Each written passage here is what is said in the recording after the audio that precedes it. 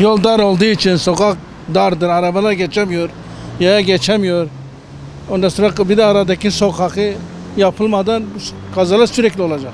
Ola gün var 2 defa oluyor, 3 defa oluyor. Bir iki defa belediyeye gittik, maalesef kimse oralı olmadı. Akıllı kavşak da iyidir çünkü ışık olamaz. Burası Şehitler Bulvarı Caddesi. Burası sürekli trafik yoğunluğu oluyor. Sürekli trafik sıkışıyor. Kimse kimseye yol vermiyor. Sürekli bu sıkıntılar yaşıyoruz. Okul geçidi de var burada. Öğrenciler de çıkıyor. Orada da sıkıntılar oluyor. En az bir iki defa mutlaka oluyor. Düzenleme yok. Bir ışıklandırma olsa en azından daha dikkatli olunur. Kıbrıs Şehitleri Bulvarı burası. MİT binası caddesi olarak da geçiyor. Bu yolda devamlı küçük çaplı kazalar da oluyor. Ayrıca şu küçük yol bakımsız, hep delik teşik. Bugün yarın kış geliyor. Yollar gerçekten çok kötü burası. Buralar iyi.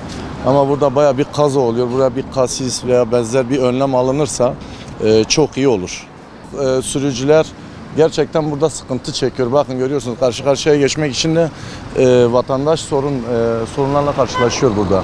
Buraya bir çözüm bulunması gerekiyor. Bir kasis olur. Buna benzer bir şekilde artık belediye, karayolları kim ilgileniyorsa buna bir çözüm üretmesi gerekiyor.